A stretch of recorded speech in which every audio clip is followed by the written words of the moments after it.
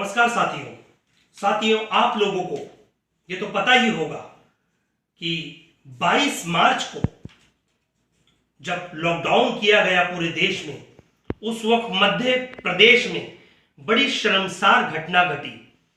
ऐसा मैं नहीं, द वायर न्यूज की एक रिपोर्ट आपको बताती है। देखिए, ये मेरे हाथ में एक पेपर है जिनका नाम है एडवोकेट दीपक बुंदेल, और इस एडवोकेट के साथ क्या हुआ ये मैं आपको आगे बतलाता हूं।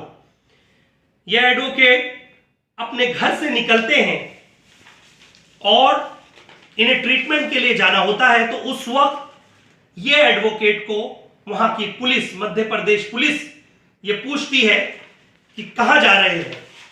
तो यह एडवोकेट का कहना है कि साहब, मुझे डॉक्टर के पास जाना है, मैं थोड़ा बीमार हूं, मेरा चेकअप करवाने जाना है। तो उन्होंने कहा सीधे पीछे मुड़ो और घर की तरफ निकल जाओ। लेकिन मैं आपको बताऊं, उसके बाद दो पुलिस ऑफिसर ने दीपक के 2 तमाचे जड़ दिए। उसके बाद 8 से 10 पुलिस वालों ने उसके ऊपर टूट पड़े, इतना मारा, उसे बेहाल कर दिया।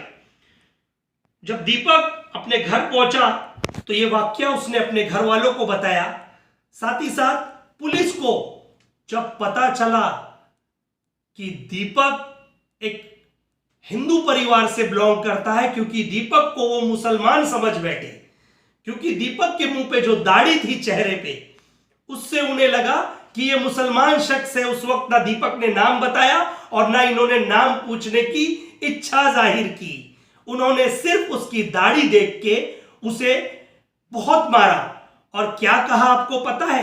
यह कहा कि भैया, हिंदू मुसलमान दंगे होते हैं तो आपको तो पता है कि पुलिस वाले हिंदू कम्युनिटी को सपोर्ट करते हैं, ऐसे सरकार के हमें आदेश हैं, और मुसलमानों को हमें मारने कहा जाता है। अब आनन फानन में जब उन्हें पता चला कि दीपक ये मसले को सुप्रीम कोर्ट ऑफ इंडिया ले जाने लगा, तो उसके बाद दीपक के हाथ पैर जोड़ने मध्य प्रदेश की पुलिस उनके घर आने लगी। जब दीपक ने कहा कि ये बड़ी शर्मसार घटना है, आप कैसे किसी का नाम पूछ के, कैसे किसी की दाढ़ी देख के आप कैसे किसी को मार सकते हो, यह अत्याचार है और यह घोर अपराध है, आपको आनन फानन में सस्पेंड करना चाहिए। तो मैं मध्य प्रदेश की सरकार और वहां के मुख्यमंत्री शिवराज सिंह चौहान जी से यह कहूंगा कि वहां के इसकी नैतिक जिम्मेदारी कौन लेता है, इसके लिए किसे सस्पेंड करना चाहिए।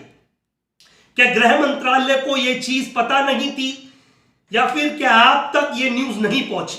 चलिए, मैं आपको द वायर की वो रिपोर्ट की रिकॉर्डिंग सुनाता हूं जो दीपक को वो पुलिस वाले कर रहे हैं। मगर बात यह है कि अपन ने लिख के भेज दिया, मगर वो फिर ये नहीं कहेगा तो क्या लिखा हो गया, वो किसी भी बैठ नहीं है। पुलिस जब भी हिंदू मुस्लिम राइट होता, हिंदुओं का ही साथ देती, ये मुसलमान भी जानते। मगर वो अनदेखता में आपके साथ में घटना हुई है, उसके लिए हमारे पास कहने को कोई शब्द नहीं है मेरे पास, मैं ये जानता बस। और जो भी आप नहीं, उस दिन ना हिंदू मुस्लिम राइट थे ना कुछ था, कुछ नहीं था उस दिन। नहीं है वहाँ पे। उनने 4-5 आपके पहले 3-4 ऐसी घटना हो चुकी थी जिससे पूरा वो आप परेशान थे, समझ गए जी। कर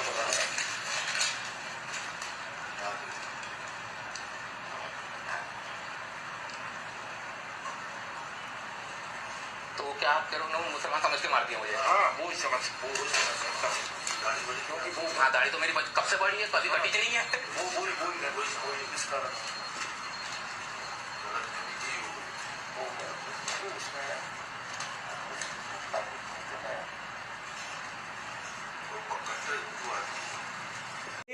एक रिकॉर्डिंग ये साफ जाहिर कर रही है कि पुलिस वाले किस तरह से दीपक को प्रेशराइज कर रहे हैं और ये बतला रहे हैं कि हमने तुम्हारे चेहरे पर दाढ़ी देखी और तुम्हें मुसलमान समझा, इसलिए तुम्हारी खूब कुटाई कर दी।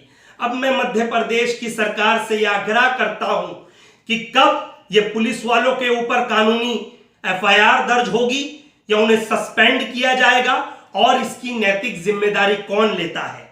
यह देश डॉक्टर बाबा साहेब अंबेडकर के बनाए हुए संविधान पे चलता है। ये देश किसी की घर की जागीर नहीं है, जो चाहे जैसा जब चाहे कर लेता है। ये कॉन्स्टिट्यूशन ऑफ इंडिया में ये सिखाया गया है और ये बतलाया गया है कि वकील एक समाज का वो हिस्सा है, जब पूरी दुनिया हर जगह से हार जाती है तो उसे उस हारे हुए वक्त में एक चेहरा नजर आता है, वो होता है वकील साहब। और वो सामने वाले को क्या जवाब देता है आपको पता है कि I will see you in court, मैं तुझे कोर्ट में देख लूंगा। क्योंकि उस वक्त उसे भगवान और खुदा का चेहरा उस वकील में नजर आता है। अब पुलिस वाले दीपक को बहलाने फुसलाने में लगे कि दीपक जी, हम माफी चाहते हैं, हमसे गलती हो गई, आपकी कंप्लेंट वापस ले लीजिए, सुप्रीम कोर्ट ना जाइए, इस मसले को यहीं खत्म कर दीजिए, हमसे गलती हो गई, हम तुम्हें मुसलमान समझ बैठे। अब मैं उस अफसर से यह पूछना चाहता हूं, आपको किसने अधिकार दिया कि मुसलमान समझ बैठे तो आप मार दोगे? आपको किसने अधिकार दिया कि आप गोली मार दोगे, आप डंडों से लठों से उसकी पिटाई कर दोगे? आखिर आप है कौन? और संविधान में जब आप आपकी पुलिस की भी ड्यूटी करते हैं तो शपथ लेते हैं कि भारत मेरा देश है और सभी भारतीय, हिंदू मुस्लिम सिख ईसाई, ये मेरे भाई बहन है, मैं सबके साथ एक समान का रूप, एक समान का हक करूंगा। अगर नहीं कर सकता तो मुझे इस पद पर रहने का कोई हक नहीं है। तो मैं मध्य प्रदेश की सरकार से यह आग्रह करता हूं कि जल्द से जल्द इनके खिलाफ कार्रवाई की जाए और बार एसोसिएशन ऑफ इंडिया से यह गुजारिश करता हूं कि दीपक के साथ जो घटना घटी है, इस मामले में हम पूरे हिंदुस्तान के वकील मिलके इसकी पैरवी करें और सुप्रीम कोर्ट ऑफ इंडिया में हमें एक PIL फाइल करके इनके खिलाफ कार्रवाई की मांग करें।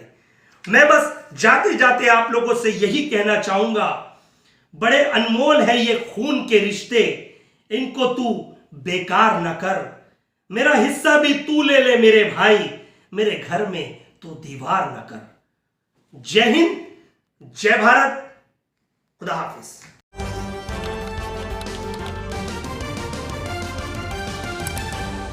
आपकी आवाज